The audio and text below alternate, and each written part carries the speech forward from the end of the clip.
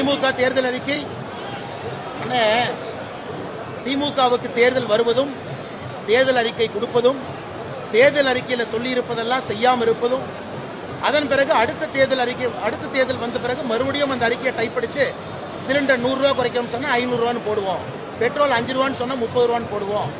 இந்த தேர்தலும் பண்ண மாட்டாங்க. 2026 தேர்தல் பெட்ரோல் இலவசமாக கொடுப்பாங்க பாருங்க.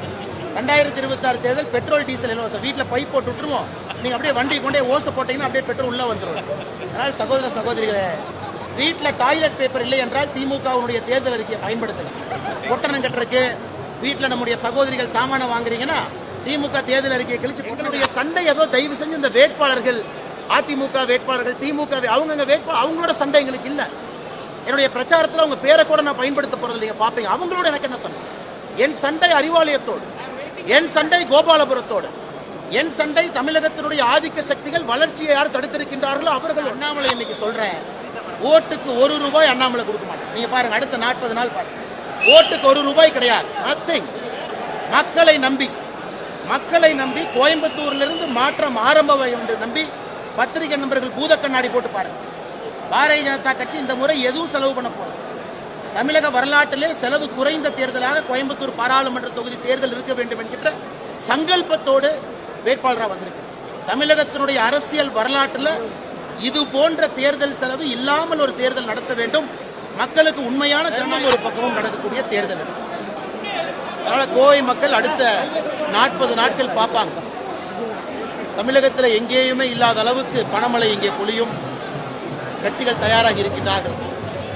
இலவசங்கள் அள்ளி தெளிக்கப்படும், அதற்கும் தயாராகி இருக்கின்றார்கள். எங்களுக்கு தெரியும், திமுக முதலமைச்சரே வந்து கோவையில் 40 நாள் உட்கார்ந்தாலும் சரித்திர மார்ஜின்ல பாரதிய ஜனதா கட்சி கோயம்புத்தூர் பாராளுமன்றத்தில் வெற்றி பெறும். நாங்கள் சவால் விடுறோம். தமிழகத்தினுடைய முதலமைச்சர் வந்து 40 நாள் இங்க கேம்ப் அடிக்கணும். கோயம்புத்தூர் மக்கள் தெளிவாக இருக்கின்றார்கள், மாற்றம் வேண்டும். கோயம்புத்தூர்ல வளர்ச்சி இல்லை. ஆனால் நீங்க சொன்ன நபர் என்ன? திமுகவினுடைய எல்லா அமைச்சர்களும் வரட்டும், முதலமைச்சரும் வரட்டும், 40 நாள் இங்கே இருக்கு. நாங்கள் தயார், மக்கள் தயார். கோயம்புத்தூர் பாராளுமன்றத்துக்கு உட்பட்ட அன்பு சொந்தங்கள் எல்லோரும் தயாராக இருக்கின்றார்கள். தமிழகத்தினுடைய அரசியல் மாற்றம் கோயம்புத்தூரிலிருந்து ஆரம்பமாக வேண்டும். வளர்ச்சிக்கான அரசியல் கோயம்புத்தூரிலிருந்து ஆரம்பமாக வேண்டும். 2024 பிரதமர் அவர்கள் 3வது முறையாக வரும் பொழுது கோயம்புத்தூர் தமிழகத்தினுடைய மேப்பில் இல்லை, இந்தியாவுடைய மேப்பில் இல்லை, இன்டர்நேஷனல் மேப்பில் கோயம்புத்தூரை பதிக்கப் போகின்றோம். அதில் எந்த மாற்று கருத்தும் இல்லை. அதே நேரத்தில் என்னோடு திருப்பூர் பாராளுமன்ற தொகுதியினுடைய வெற்றி வேட்பாளராக இருக்கக்கூடிய சகோதரர் ஏபி முருகானந்தம் அவர்கள் இருக்கிறாங்க. அவர்களுக்கும் எங்களுடைய அன்பார்ந்த வாழ்த்துக்களை தெரிவித்துக் கொள்கின்றோம். தமிழகத்தில் பாரதிய ஜனதா கட்சி போட்டியிடக்கூடிய எல்லா தொகுதிகளும் பாரதிய ஜனதா கட்சியினுடைய சின்னத்தில் நம்முடைய கூட்டணி கட்சி நண்பர்கள் போட்டியிடக்கூடிய எல்லா தொகுதிகளுக்குமான வேட்பாளரை அறிவித்திருக்கின்றோம். அதே நேரத்தில் நம்முடைய கூட்டணி கட்சி தலைவர்கள் மீதம் இருக்கக்கூடிய எல்லா தொகுதியில் அவங்க எங்க போட்டியிடுறாங்களோ அதற்கான வேட்பாளர் அறிவித்திருக்கின்றார்கள்.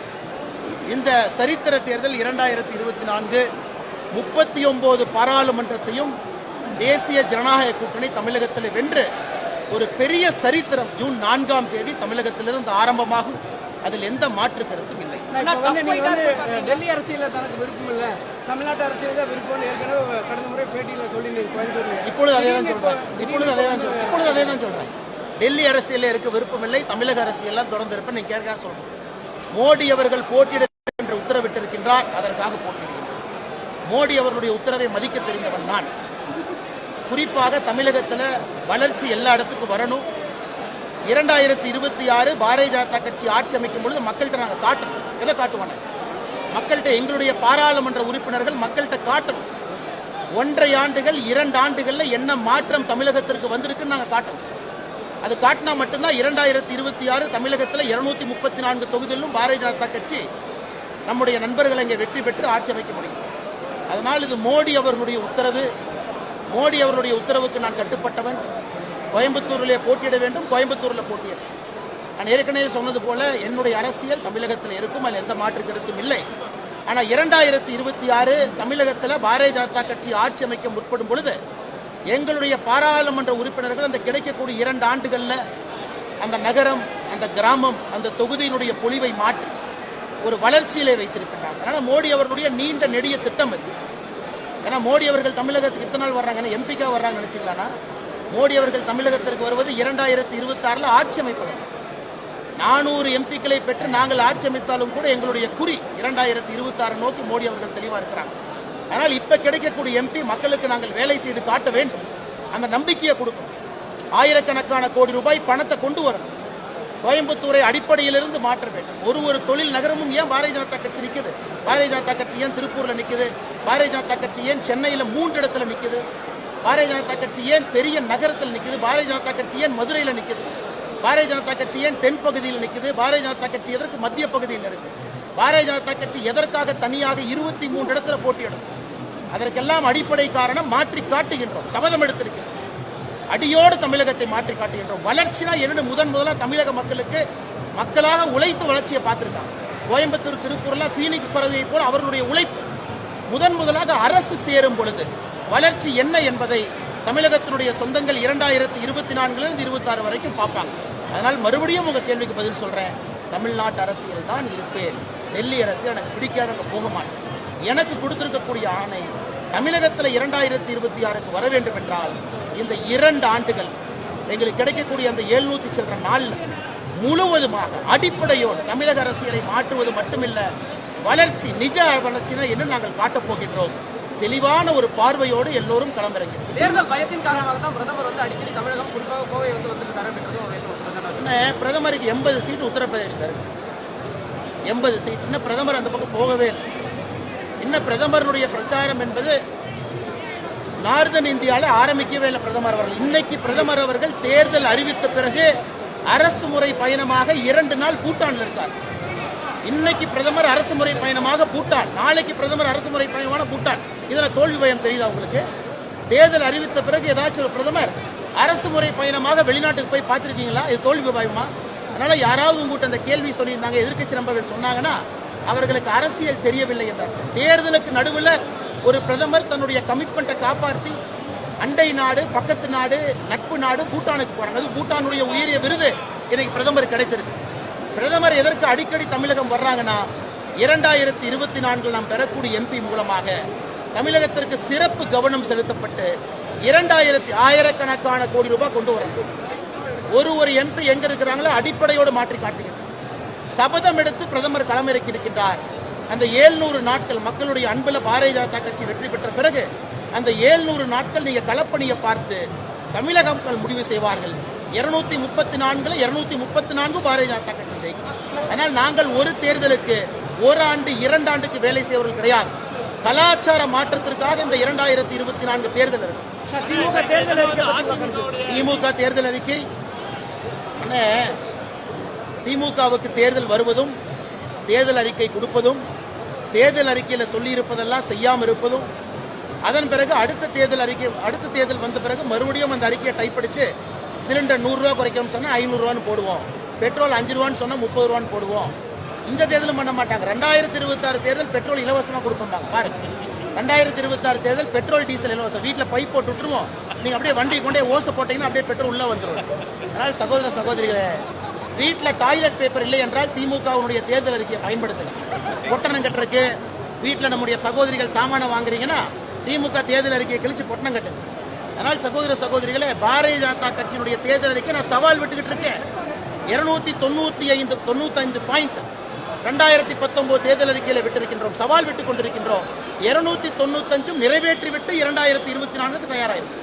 2019 பாரதிய ஜனதா கட்சியினுடைய தேர்தல் அறிக்கையை பாருங்க. இன்னைக்கு 2024 எங்க தேர்தல் அறிக்கை வரப்போகுது. 2024 தேர்தல் அறிக்கை வந்த பிறகு மக்களுக்கு தெரியும். 5 ஆண்டுகள்ல முழுமையாக 2024 தேர்தல் அறிக்கையும் நிறைவேற்றுவோம்னு தெரியும். இது ஏதோ இந்த காகிதம், இந்த போண்டா சாப்பிட்றதுக்கு, பஜ்ஜி சாப்பிட்றதுக்கு திமுகவுடைய தேர்தல் அறிக்கையை பயன்படுத்தும்.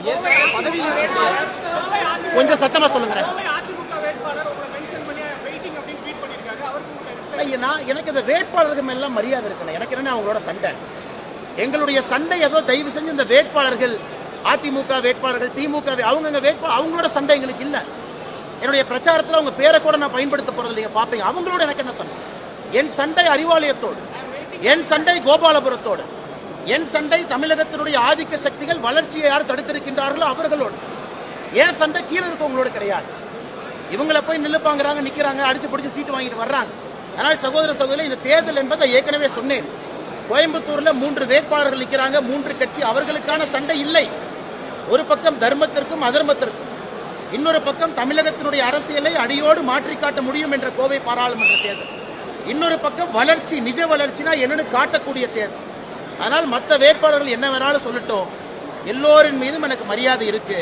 காரணம், 3 ஆண்டுகளாக, கிட்டத்தட்ட 33 மாதமாக நான் சண்டை வேட்பாளர்கிட்ட போட்டேனா, நான் இங்க இருக்கக்கூடிய அதிமுக நிர்வாகிகிட்ட போட்டேனா, இங்க இருக்கக்கூடிய திமுக மாவட்ட செயலாளர்கிட்ட சண்டை போட்டேனா, என் சண்டை என்ன என்பது உங்களுக்கு தெரியும்.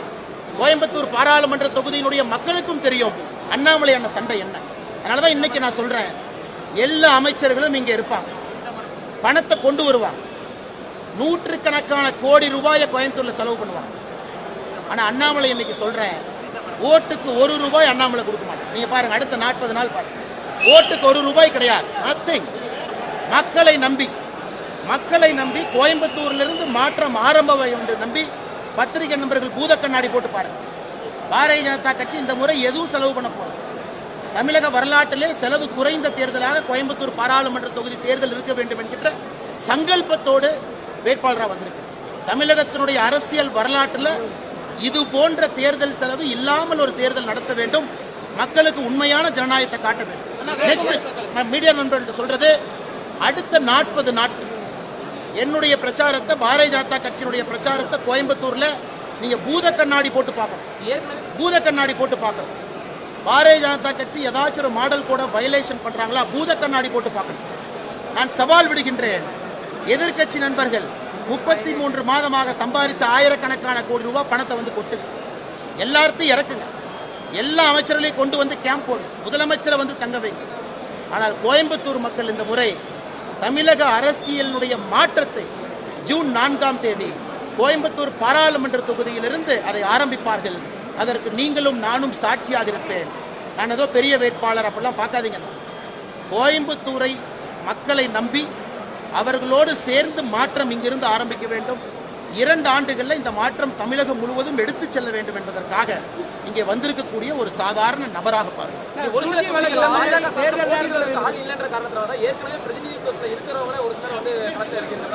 சொல்லுங்க, போட்டியிடுவதற்கு வேட்பாளர்கள் யாரும் தயார் இல்லாத காரணத்தினாலதான் ஏற்கனவே பிரதிநிதித்துவம் இந்த கட்சி எங்கிட்ட கேட்கணுமா, இல்ல மணல் கடத்தினவன் தம்பி வேட்பாளர் அவங்ககிட்ட போய் கேட்கணுமா, இல்ல ஆளே இல்லாம ஒரு ஊரா போய் தொலாய் வேட்பாளர் போட்டிருக்காங்க அவங்ககிட்ட கேட்கணுமா?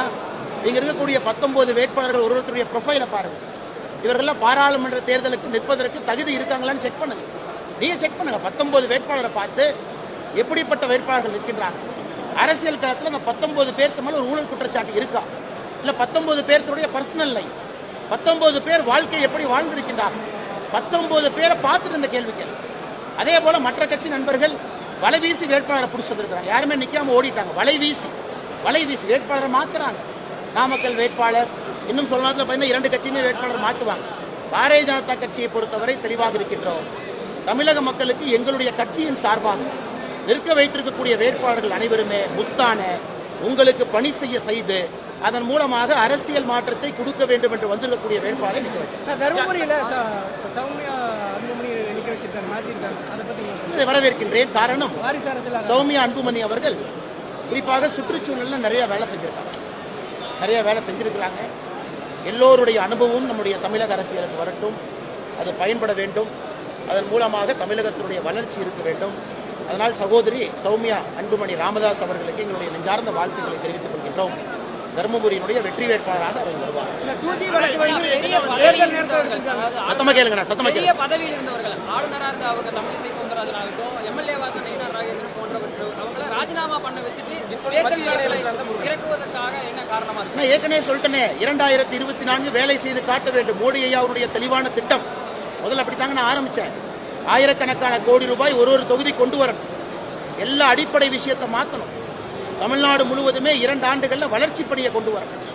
மோடி ஐயா அவர்கள் 2024 பாரதிய ஜனதா கட்சியினுடைய எம்பிக்களுடைய வேலையை 2024 அசம்பிளி தேர்தலுக்கு பயன்படுத்த போறாங்க. ஒரு பெரிய திட்டத்தோடு களத்தில் இருக்கின்றோம். அனுபவம் வேண்டும், இளமை வேண்டும், நேர்மை வேண்டும், எல்லாம் வேண்டும் என்று 19 வேட்பாளர்களும் கூட அதன் அடிப்படையிலே கொண்டு வந்தது.